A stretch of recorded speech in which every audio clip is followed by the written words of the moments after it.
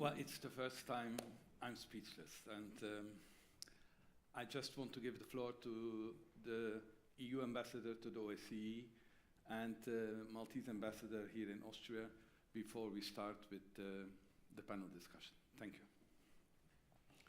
Only four chairs.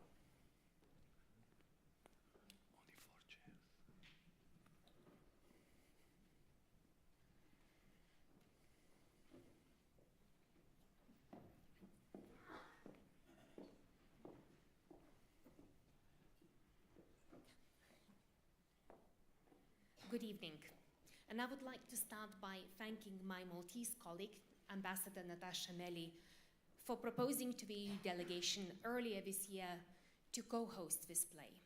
What a powerful way to relive the story, to bring the story alive, to both remember and to honor the memory of this fearless journalist, Daphne. I'm also grateful to all of you who decided to mark this World Press Freedom Day with us here at the theatre. I think now more than ever, the freedom of expression is critical also for exercising other human rights. So I look forward to the discussion that will soon follow to see how we can safeguard and even strengthen the plurality of free voices. Thank you, Natasha. Thank you, Raza. I think it's not often that us diplomats are lost for words, but this is one of the cases. And I think you agree with me that it's very difficult to find the right words after this very poignant play, which portrayed the reality, after all. But I wish to say a few words about what all this has meant for me, and for my country as well, and for my fellow Maltese who were not involved in the case. I think you understand from what you have seen that the 16th of October 2017 was really a turning point for Malta. Like it was said in the play, most of us remember where they were, literally, when they heard the horrific news that Daphne, as she was known, that was the household name. Many Daphnes in Malta, but there was one Daphne. She was blown up.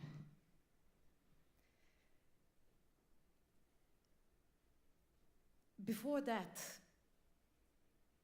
Malta, this tiny island in the middle of the Mediterranean, I think many could not even locate it on the map.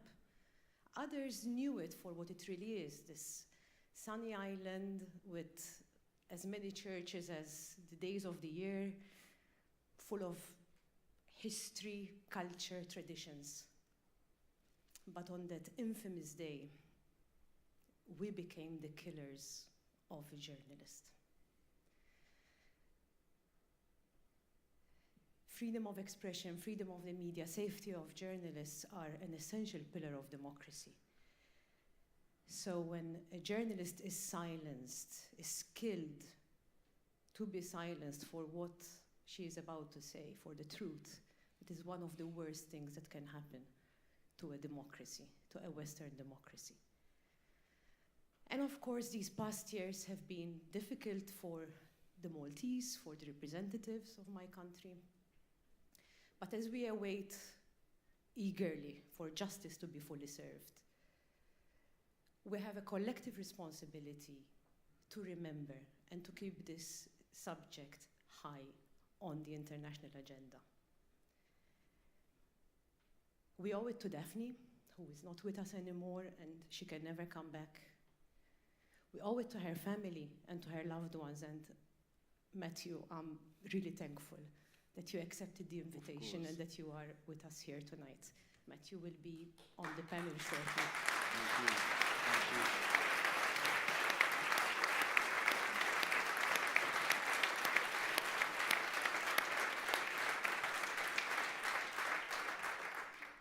I think we owe this to all the journalists who have perished before and after Daphne, and we know that even in Europe, others have been killed, and the situation gets worse, unfortunately. And to the brave ones who continue to work, continue to seek the truth, despite the harassment and the threats that they receive constantly, both online and offline. So this is where we came from. This is why we wanted to have this today. And this is why we are going to have the panel shortly, because it is important to keep on discussing the myriad of challenges that freedom of the media keeps on facing around the world, including in our region. And we know that the war is not making things any better. So I will not delve any further, but before I leave the stage to the panelists, I wish to thank the EU delegation for the wonderful collaboration. I would like to thank the OSCE representative on the freedom of the media for her support. She couldn't be with us here today because she's in New York for other engagement, but she supported the event and she even supported the participation of one of the panelists. The wonderful actors and the crew, I think you were really wonderful. Thank you very much for doing this.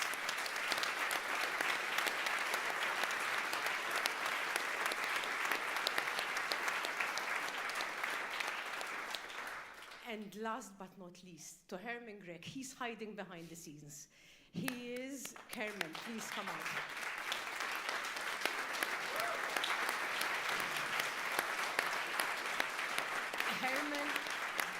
Herman is the author and the director of the play. He's one of our finest journalists, the editor-in-chief of the Times of Malta, the oldest newspaper we have. But he also put this pen on paper. And I fully agree with you, Herman. He wrote an op-ed in the Presse, which was published in the Presse yesterday. As a diplomat, I always believed in art because I think it's a wonderful medium that we have to deliver a message. And yes, theater speaks louder than the realities of headlines. Thank you, Herman. Thank you all for being here, and we welcome the panel on stage. Over to you, Alan.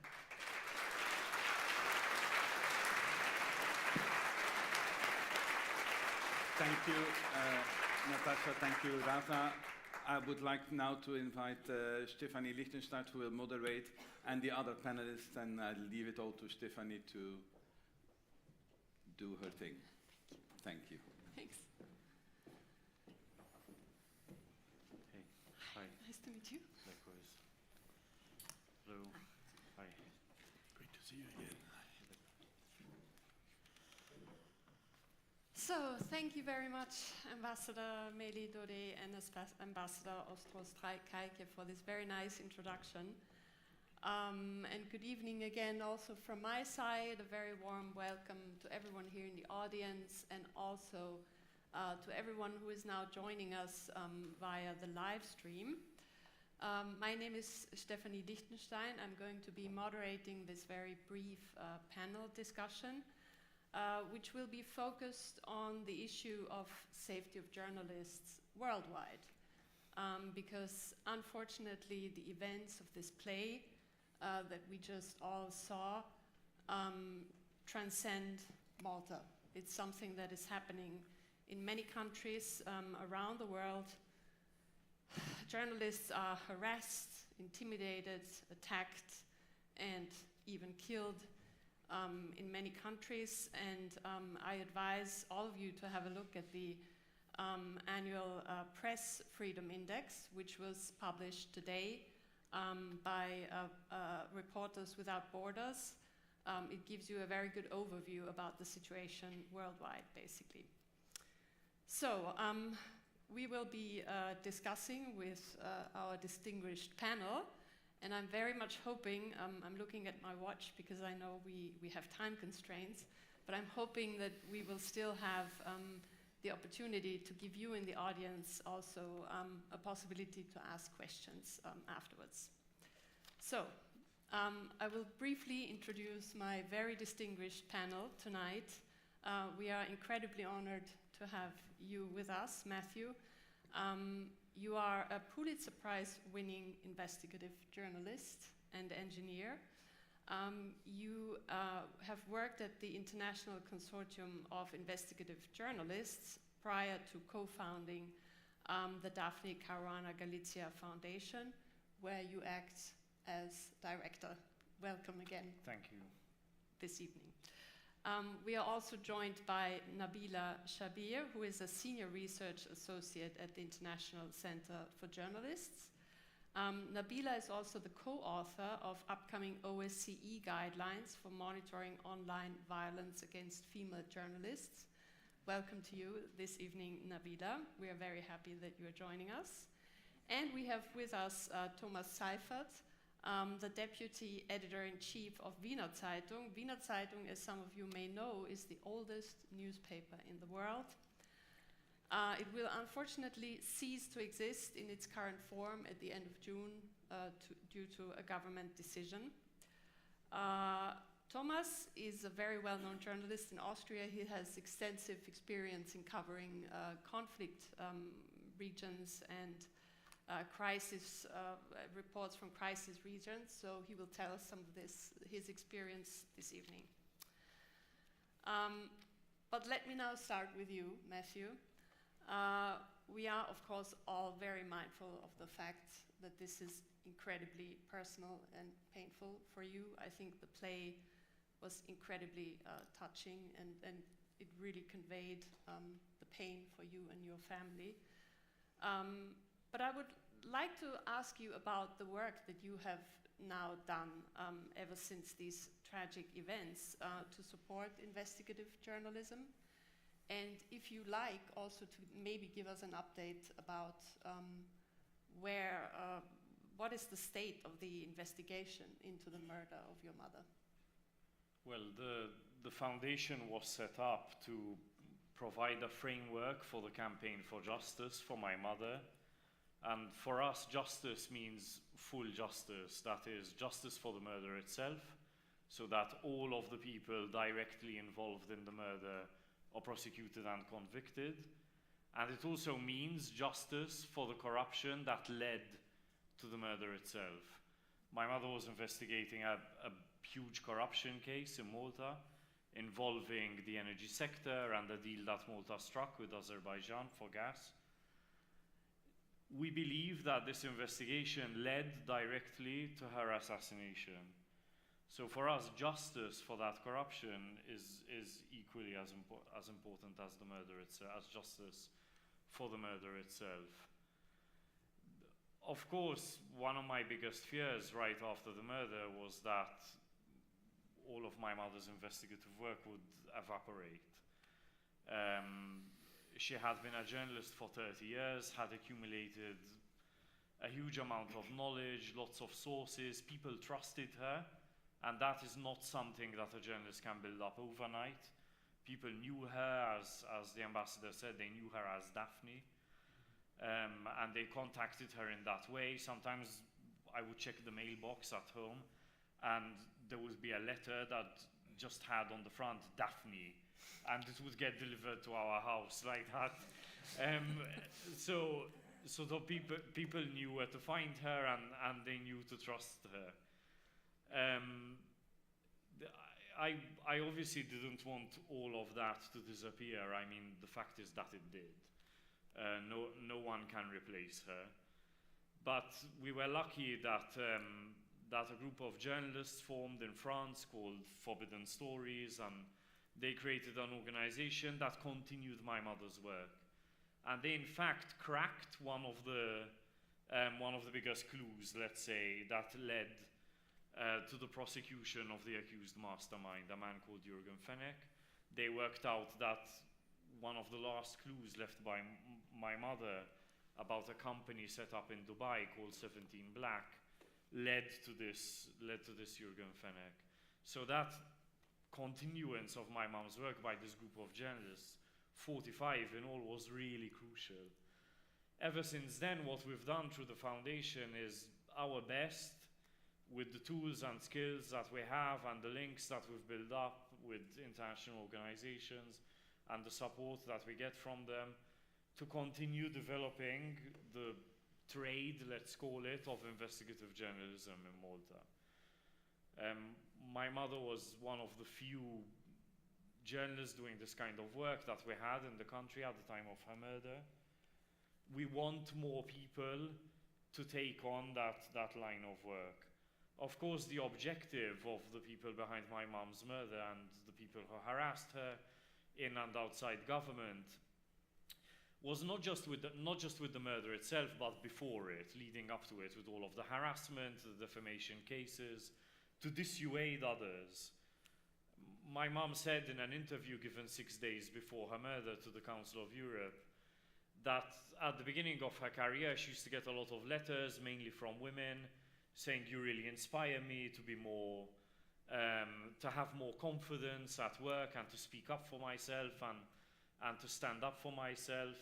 I wish to be more like you, you know, it's inspirational." But eventually those kinds of letters or messages started trickling off. And what she thought the reason for that was that she was being set up as a negative role model, that people would look at her and say, "Wow, that is not how I want to be treated in my life.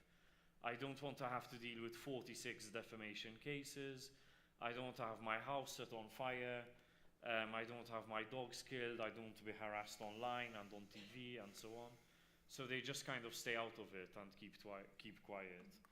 Of course, we want to reverse this now and foster a culture of free expression and one where journalists are free to investigate, free to write, free to participate in really complex investigations without fear of any kind of reprisal, physical or otherwise. But this is a long-term aim of the foundation. It's not something that we might achieve within my lifetime. But of course, I hope that within my lifetime at least, we would be able to achieve full justice. Currently, all of the people we believe who were directly involved in the planning of the assassination, so the hitman, the people who supplied the bomb and the person who paid for and masterminded the whole thing, they have either been convicted or in the case of the mastermind and those who supplied the bomb, they are being prosecuted. It's a very long process. Malta is at the bottom of the EU justice scoreboard. We have the longest criminal and civil proceedings in the European Union. This is something that we really need to work on. So I am hopeful, you know, that we will see those judicial processes through to the end. But of course, a big gaping hole is the lack of justice for the corruption. My mother's assassination was cold-blooded, premeditated in the extreme, almost a year of planning. The hitmen originally thought of shooting. I mean, they came to our house, you know, sort of set up sandbags outside. They planned to shoot my mother with a rifle through a window, and then they switched to using a car bomb. But all of this took many months. I mean, there was a lot of planning. Also, the assassination was delayed because of the election. In 2017, the mastermind told the middleman to tell the hitman to wait, you know, until he was sure that Joseph Muscat was going to be re-elected prime minister, and then he would feel safe carrying on with the murder. So that, I mean, remains a sort of open wound. Not just for my family, obviously. I mean, even if we never existed, it would be a big problem for the country itself. We have to be able to deliver justice for corruption, for any kind of wrongdoing, no matter who the people involved are. I mean, the clock is ticking. You know, the Panama Papers were published in 2016. That's really a long time ago now. My mother was murdered in 2017. You know, we're approaching 6 years. So I am worried that we are running out of time. I know that some investigators are working hard, but unfortunately some countries like the United Arab Emirates are not cooperating. We need evidence from them, but they're not handing it over. So I would say the fight for justice remains quite fraught, and everything is up in the air. Sorry, I spoke for longer than 7 minutes. No. But I hope this was valuable information. It was very valuable, and there was no way I was ever going to interrupt you. So. You've also said a couple of very interesting things about the things that happened to your mother before the assassination. And I think, Nabila, this is also something, at least parts of it, that you are looking into. You are looking into online violence, but that can then theoretically translate into offline violence, into attacks and similar terrible things. So tell us more about this. Yes, thank you so much. And Matthew, thank you so much for all the work that you do every day. I know this can't be easy, but we heard the words trolls and misogyny very early on in that incredible performance just now. Thank you to the cast. Thank you to Herman for putting that together and giving us another digestible way to look at this terrible story. And so we know that gender-based violence aids and abets impunity when it comes to crimes against journalists. And there's an increasing evidence that there's a correlation between online violence and offline attack. So I worked on a project for 2 years ago with UNESCO and ICFJ, which showed that 3/4 of the women identifying respondents who replied to the survey, almost 3/4, had experienced online violence in the course of their work. And rather alarmingly, 20% said that the violence that they had online was seeding offline attacks. So we took that as a recommendation, right? Because that is horrifying. And we put that as a recommendation in the report to all actors, be it civil society organizations, newsrooms, intergovernmental organizations, so on, that this is important. Happily, the UK government's Foreign Office picked up on this recommendation, and they funded us with a bit of experimental research to try to figure out what to do about this horrific statistic. And so, the recommendation is that online violence is a very real predictor of physical violence in so many cases, and it's essential that it's monitored, that it's recorded, and transparently reported so that journalists can carry on doing their work. Daphne, the story of, the public inquiry into her assassination showed there was this element of online violence, which was part of that enabling environment against her, of legal harassment, the persecution that she faced for 3 decades of being an independent investigative journalist. And of course that ultimately ended in murder, with now a degree of impunity. And so what we're doing is emblematic big data case studies. So we look at cases of women journalists around the world. We've been looking at the timeline of when they're producing their work and when they're attacked. We try to gather their testimonies when we can, and we're working with computer scientists at the University of Sheffield who are using natural language processing to try to codify that online abuse. Is it misogynistic? Is it homophobic? Is it trying to discredit the reputation of that journalist? And we've been commissioned, the reason that I'm here today, as the ambassador said, is we've been commissioned by OSCE, representative of the freedom of media, to also come up with a sort of guidance document of online violence indicators. I'm sorry to be so clinical at this stage of this night, but the point is that monitoring helps prevent escalation, right? And this is in line with UN goals and OSCE goals. So I'm going to share some of those indicators with you tonight, and I thought long and hard also about how, unfortunately, a lot of them correlate with Daphne's case. So the first one is death and rape threats, particularly when they're received at scale or arrive in close succession. So 25% of our survey respondents said they'd either received a death threat or a threat of physical harm. 18% had received threats of sexual violence in the course of reporting their work. Another indicator is if there's identifiable or suspected state or foreign state involvement. In Daphne's case, sadly, that's really clear. There was documentary evidence, again, submitted to the public inquiry, which, proved that since that new government had come into power, the online abuse had taken on a more state-sanctioned character. It's absolutely horrifying. And again, the more powerful or influential your abuser, the more you're likely to get a pile-on online. So many women journalists that we've spoken to have said, you Google me today and you're not going to find my journalism. You're going to find all kinds of mud slung at me on the internet because it sticks. And what we're worried about, again, is that transfers to offline abuse, right? To offline attack. So 37% of our respondents identified political actors as perpetrators of online abuse. There's also other indicators that we're looking at, like targeted attacks against family members, sources, as is in the case again of Daphne. Does that threat radiate, and are other people being threatened along with it? Another indicator is doxing. As far as I understand, Daphne's number was published online, people knew where she lived. She was stalked, even on her last day alive, walking around the gardens. There was somebody taking pictures and constantly posting them online, which I guess becomes cyber stalking. And I'm coming to the end. So a couple more examples is the seeding of hashtags or false narratives online. The idea being that these are repetitive and that they sort of just go viral, right? And that can be associated with judicial harassment, with arrest, with detention.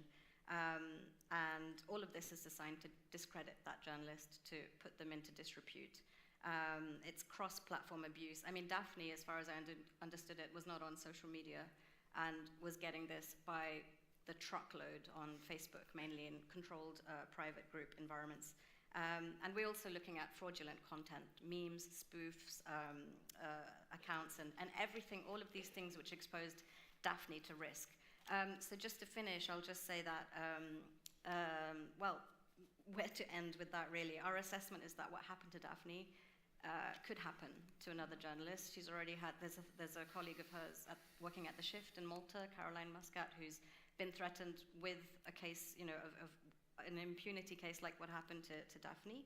And we've just got to make sure that doesn't happen. And I really hope, Matthew, we can do it in your lifetime, that journalists don't feel put off. That's the ultimate goal. So many women journalists have said that. It wasn't just Daphne who thought that. And it cannot be the case that they are alarmed out of this really important profession. Thank you very much. Thanks for sharing this important research. I'm really looking forward to reading these guidelines once they're published. When are they going to be published? I was going to say, I think I forgot that. They're published soon. Okay. So this spring. Yeah, I would look out for them, so that's for sure.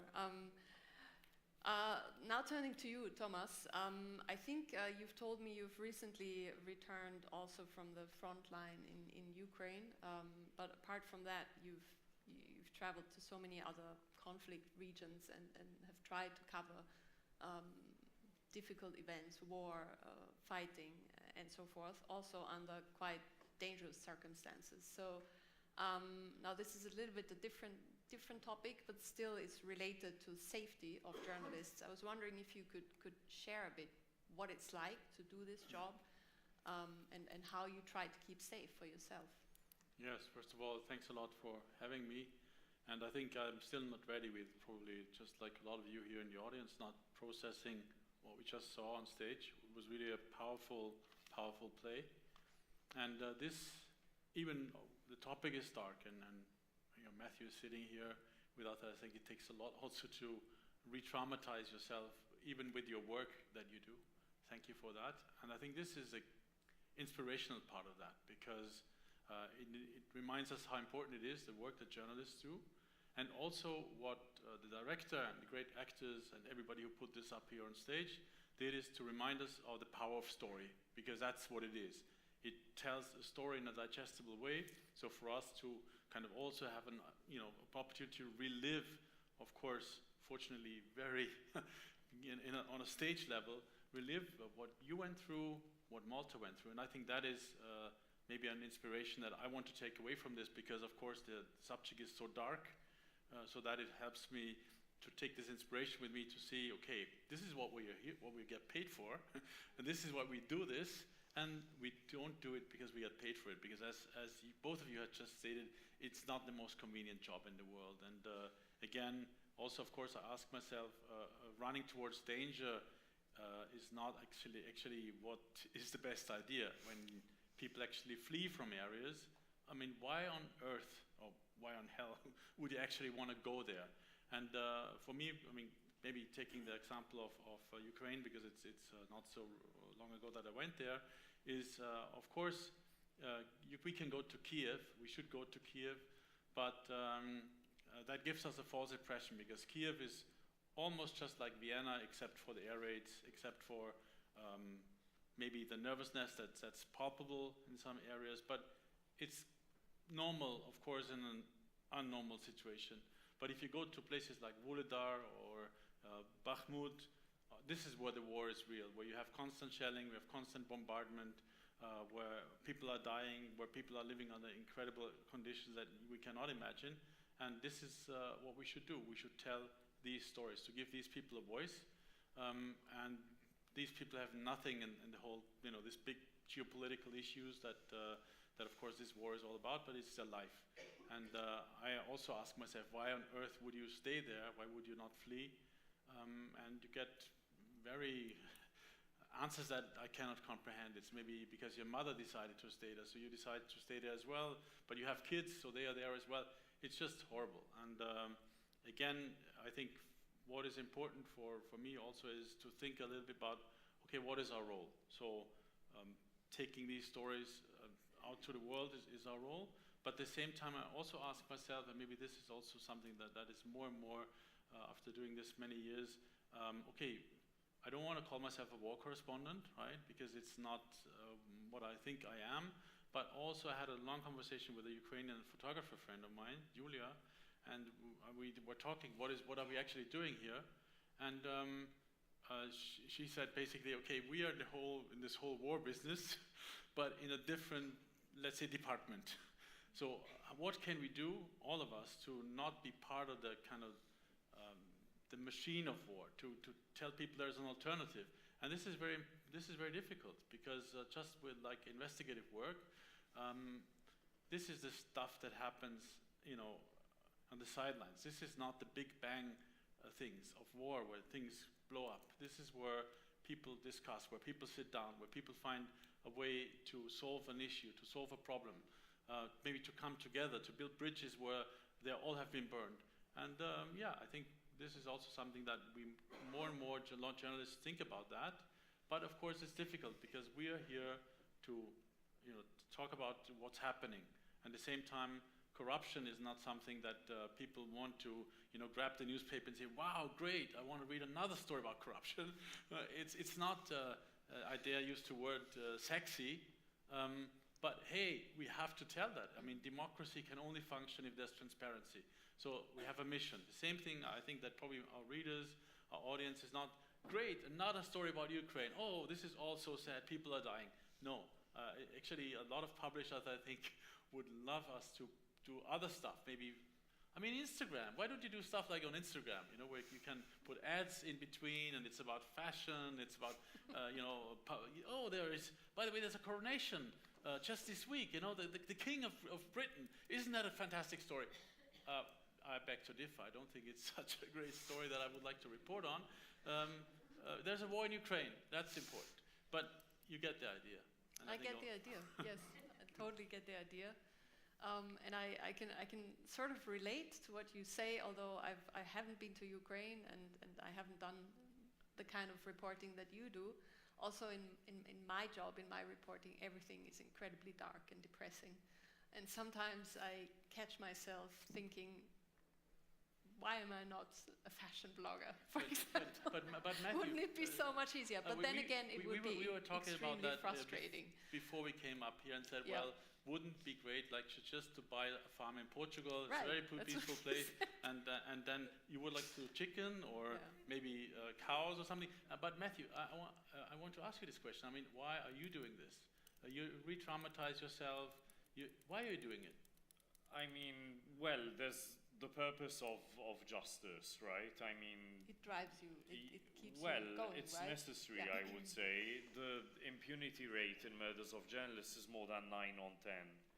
So for every 10 journalists murdered, in less than one of each of those 10 cases, is someone ever brought to justice.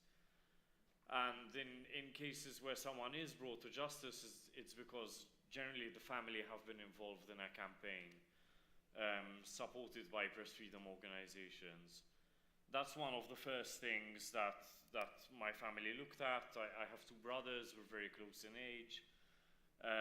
One is a diplomat, the other's an economist, so I have a mix of skills, and we applied them to what we were doing.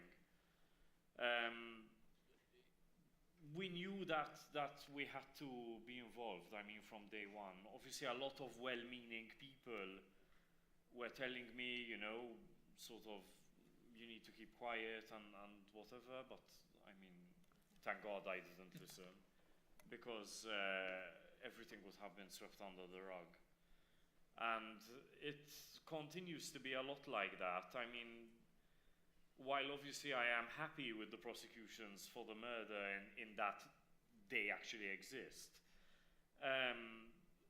the same cannot be said for the fight against corruption, which is what creates the circumstances that precipitate the murder itself. In almost all of these cases of journalists being murdered. So that is something that we have to continue to work for. And I mean, in a situation like Malta is in, right, we aren't the first country to go to something like this. Very far from it, even within Europe. It takes a sort of whole society effort to create change. I mean, it takes effort from government, from politicians, from the judiciary, and very crucially from civil society. So that's the role that we play at the foundation, but of course together with many other people, right? We're all sort of taking down the same wall brick by brick. I'm looking at you guys in the first row. You think we should open the floor, or we should? Yes. Okay. I think I can feel that all of you have been here this whole evening, and I'm guessing you must have a question or two.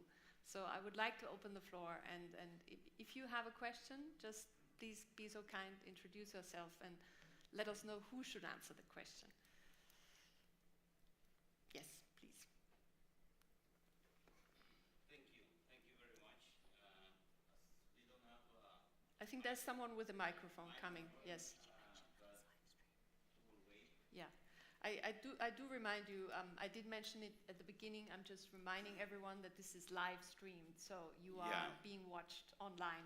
Perfect. Good. That's better news for me, because even if my intention is not to take your attention or to move the attention to other issues, but I think that this is part of the issue, because first I would like to congratulate for this organization of this event, and congratulate the journalists, and especially in a day like this, because it's a very important day for all of us, that we are part of the, let's say, Western and Christian culture that share the philosophy of open countries, open societies, open democracies. And we have been, at least in my country, Panama, always very proud of being a very democratic country. So, but as many of you can notice during the whole conversation, and I would like to just express my sympathy to you for your Thank you.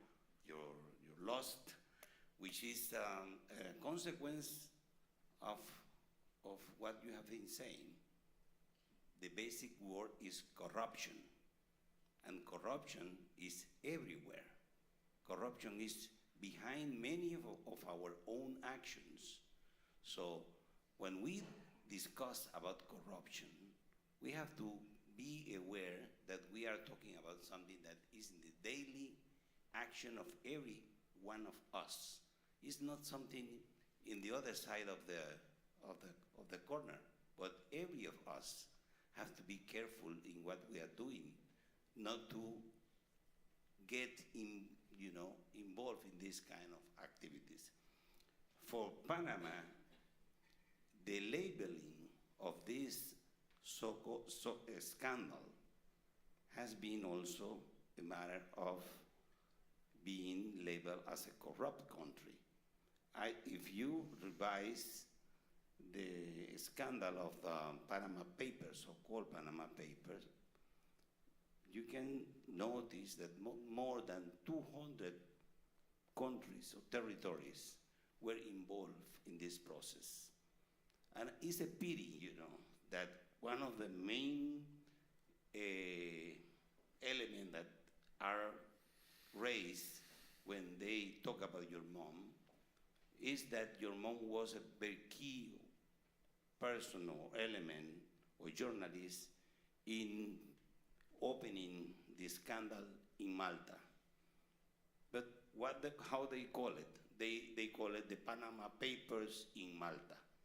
The papers were everywhere, not only the Panama, were the Malta paper, were the French paper, the American papers, were papers from all over the world, more than 200 territories involved, banks, financial institutions. So as we are in this moment reflecting, about journalism, it's very important that, because it's not your mom's fault, it's the organization that labeled this investigation with the name of a single country. And just as an ambassador of Panama, I have to put this precisely in this discussion. Because what happened with this? The consequence of this is not only that the country is labeled, the consequence is that 4 million people in Panama that do not have anything to do with this is also labeled. When a Panamanian citizen travels in any place in the world, in this moment, immediately after the normal question, where are you from? I'm from Panama. Saying, I have to be checked, especially, different than the rest of the world, because I come from the Panama Papers country. So I would like just to mention this in this forum to make you aware of what is the level of the damage that these kind of decisions from an investigation is very, is very legitimate to make an investigation. What is not legitimate is to use the name of a country to put this label to a whole country. Yeah, Ambassador, thank you for your statement. I was wondering if anyone else had a question. I would really like to ask you to pose a question, a specific question, if that's okay. I think that's what we would all appreciate. Yeah, please. Well, thank you. I want to thank, and representing Ambassador Laura Fatsas from the Dominican Republic right now. And I want to thank the invitation in this so touching presentation that you had today. But before I ask my question, I have to say, as my person, my father is the director of the biggest newspaper of the Dominican Republic. And we have lived all of our life with this fear of, what if you say something and then they want you out? So this presentation really got me to my heart, because I just decided one day, you know what? It's the way it is. No matter what happens, this is what drives him. He wants to be a journalist. He wants to uncover truth. And we also have situations in our country. So it's very emotional for me. And my question then will be for the journalist from this very famous newspaper in Vienna that is about to do this big change and transform itself to only digital. So how are you living through these quick changes and also fighting the fake news that are all over the place? Thank you. Thomas, I think it's directed to you. Well, it's a complicated issue, and we were fighting against going without paperless, online only for, I think, more than maybe 2 years now.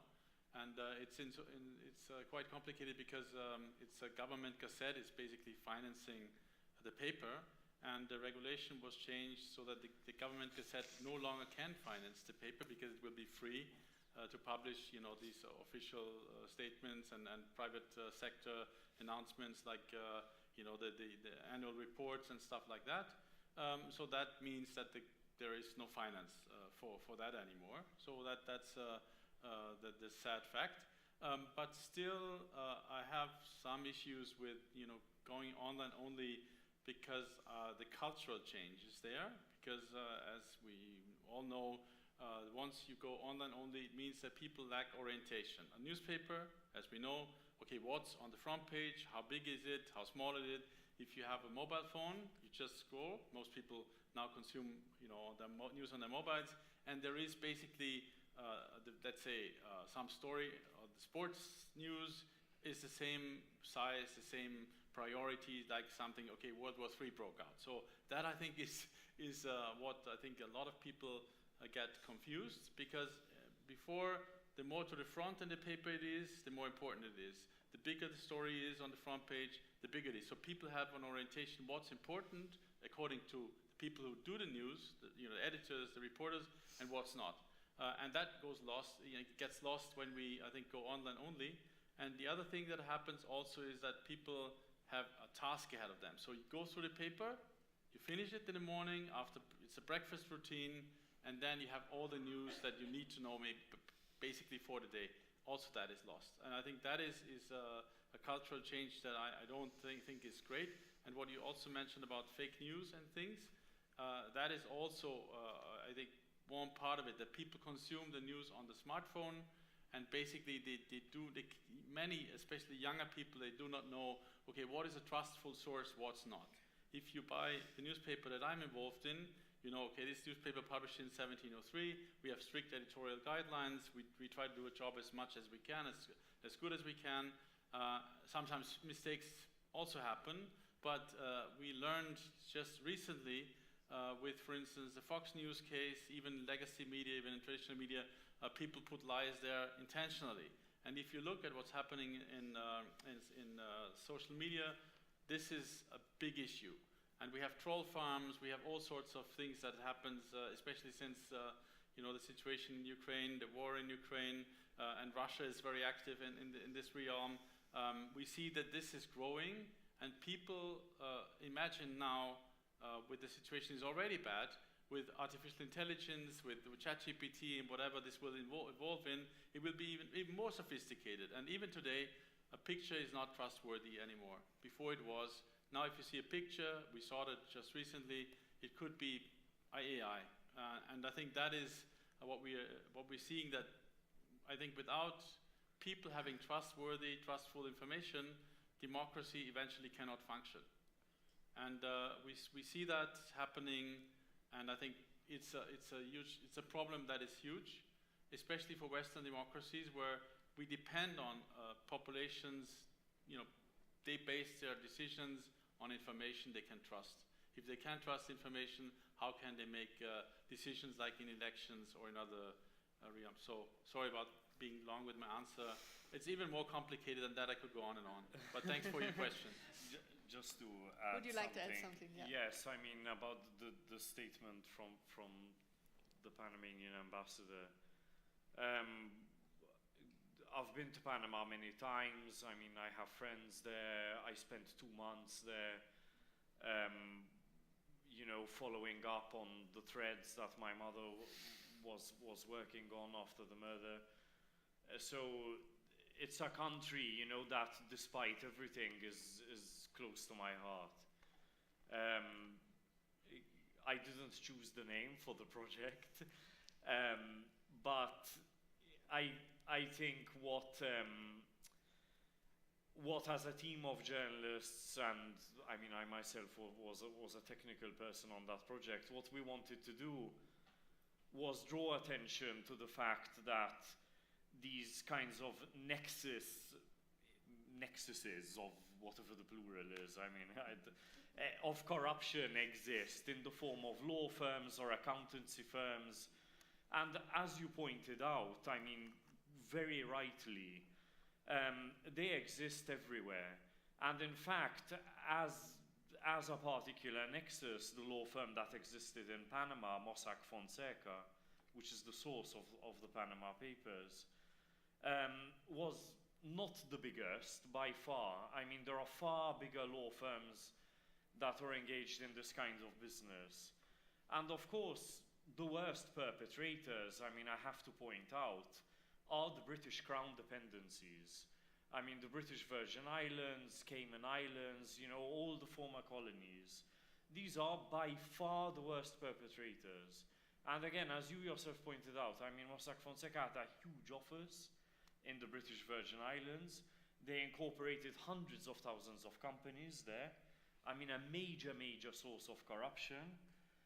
I mean, it's unfortunate that it took this latest invasion of Ukraine by Russia to draw attention, I mean, to the fact that these kinds of nerve centers of corruption really need to be attacked. A study came out a few months ago that sort of conducted scientific experiments where they looked at what would happen if we neutralized several of these big law firms around the world, in the British Virgin Islands and so on. And the effect was tremendous. I mean, it would eradicate not just a huge amount of corruption worldwide, but a very big source of funding for Russia's invasion of Ukraine. So, I mean, I really hope that we spoke about the coronation of King Charles. I know that he's passionate about global warming and so on, but I hope he also becomes passionate about corruption, and he does something about the fact that former, British Crown dependencies are enormous vectors of corruption. That's it. Speech over. Thank you very much.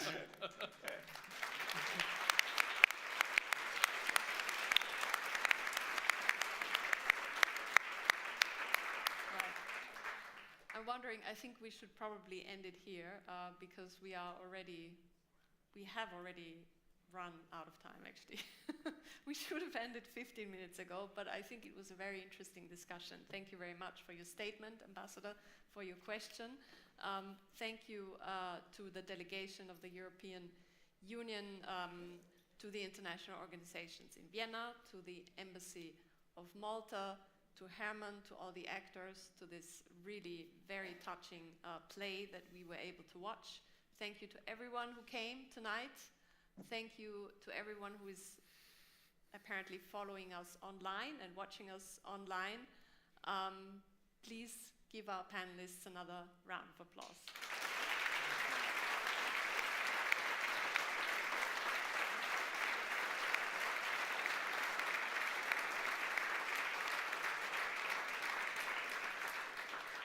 And maybe just one very final word. I think everything that we have heard and learned tonight should be a very stark reminder to all of us that in whatever way we can, we should keep supporting a free media and freedom of the media and safety of journalists worldwide. Thank you.